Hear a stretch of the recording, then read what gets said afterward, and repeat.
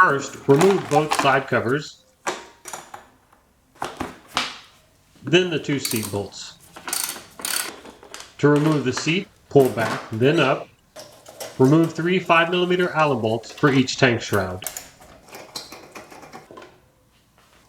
Check to ensure the petcock is off and disconnect the fuel hose. Take off the breather hose. Remove the fuel tank bolt and washer, then pull up on the tank before pulling back and off. Let's start on the left side of the carb. Disconnect the 3 crankcase breather hoses going to the storage tank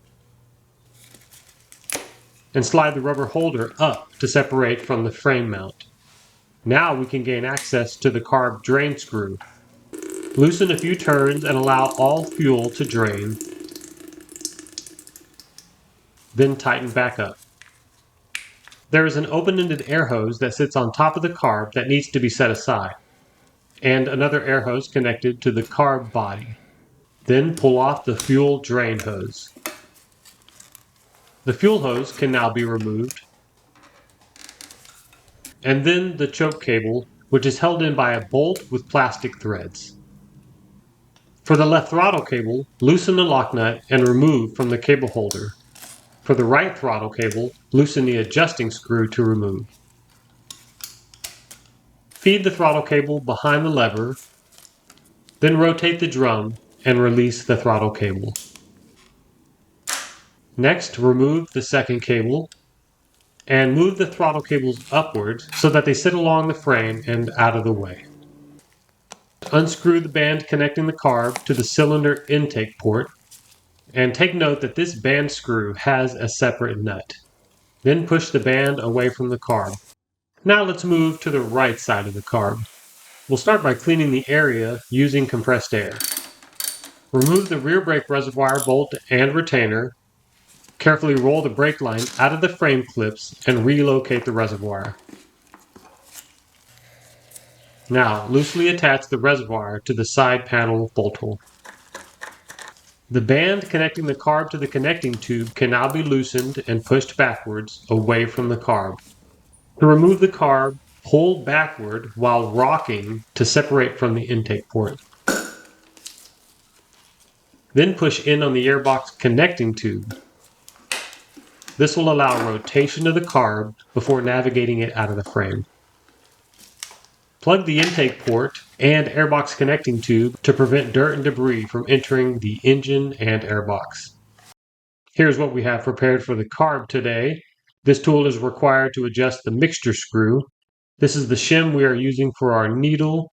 We splurged on some Allen screws for the float bowl and chamber cover and purchased an aftermarket mixture screw as a backup. Finally, these are the key and jets we are installing today. Before removing the float chamber, we should first gain access to the mixture screw. To do this, we'll use a 1/8 inch drill bit on this metal plug.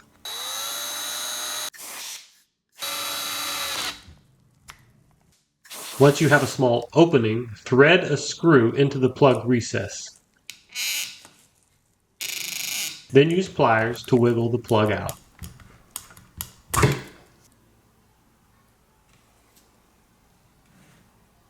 Underneath, we see the D-shaped mixture screw, so we'll use our D-shaped tool to adjust or remove if necessary. Just remember how deep the tool went in prior to making any adjustments so that you have a reference when reinstalling or tuning. Here's the stock mixture screw, and here shows the aftermarket mixture screw on bottom for comparison. And we're going to stick with the OEM mixture screw and keep the aftermarket as a backup. Time to remove the float chamber. Be careful not to strip these screws if you don't have JIS bits. Slowly pull up the float chamber.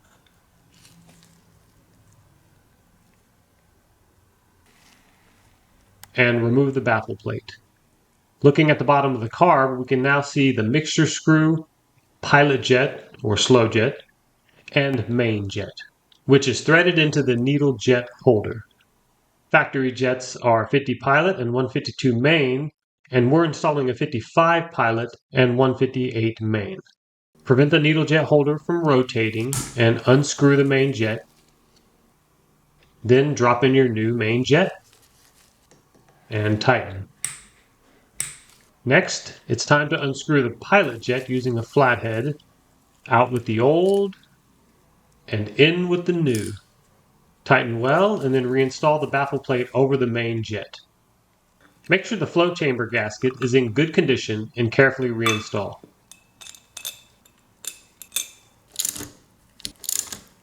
If you plan on modifying the vacuum piston, then start by removing the 4 JIS screws on the chamber cover. Remove the cap while holding down the spring, and then pull out the compression spring.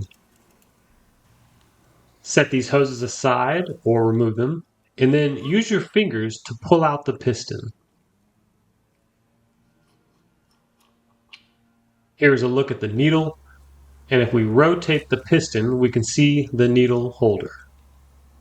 Use a screwdriver to rotate and unlock, and have your fingers hold the needle while you remove the holder. Then carefully drop the needle through. To modify the piston, position the diaphragm as shown, and set the piston on an even surface. We used a 5/32" drill bit to enlarge pre-existing holes. Do not drill the center hole. Make sure all metal shavings are cleared away to prevent damage. And here is the piston after modification. We're going to shim the needle with a single washer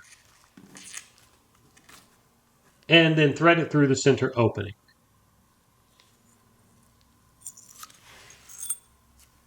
Make sure the washer fits within the recess around the needle head. With your fingers, prevent the needle from falling, and use a large screwdriver head to keep the needle holder attached to the tip. Rotate the holder to lock the needle into place, and one final spray with air to remove any remaining metal particles. Use fingers to reinstall the piston,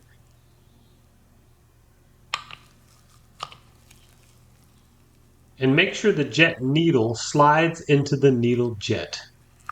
Then line up the diaphragm tab with the carb groove.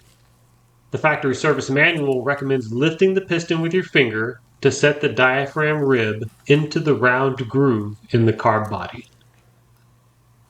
Add the compression spring with the narrow end facing up and lean the carb away from you so that it's easy to match the spring and chamber cover.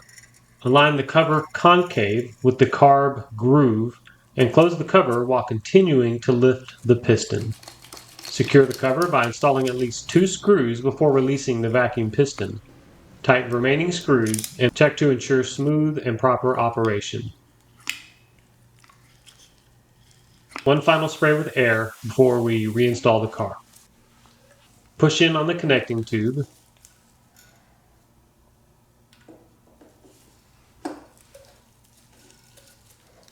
And guide the carb into the intake port first. This provides ample room to seat the connecting tube. Just make sure the lug on the carb body is between the guides on the intake port. Install the band and lightly thread the bolt into the square nut. Then align the band using the pin and tighten down. Next, install the connecting tube band as well. Then move on to the throttle cables.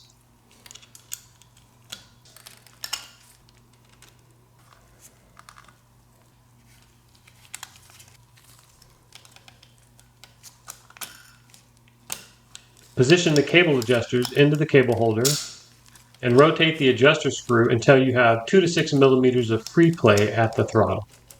Then tighten up the lock nut while holding the adjusting screw. The float chamber drain hose on the bottom of the carb can now be reinstalled. This longer air hose should be positioned over the carb chamber cover and into the metal hose guide. It helps to push down on the carb to make space between the chamber cover and frame here. Next, attach the final air hose to the left side of the carb, and then add the fuel line back. Now we can screw in the choke, but be careful not to strip the plastic threads. A light tighten is all it needs. Reconnect the 3 hoses to the crankcase breather storage tank. and reinstall the tank onto the frame mount.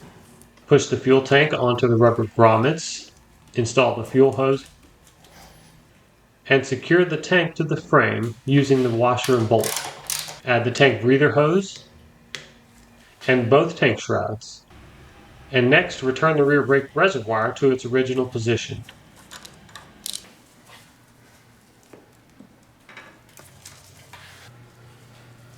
Rotating the hose into the frame guides may ease installation. Push the seat down and then forward. Tighten the two seat bolts. Push the right side panel into the grommets and then install the bolt. Next, install the left side panel and work from front to back on the fasteners. Thank you very much for your time and attention. Good luck tuning your carburetor and ride safe.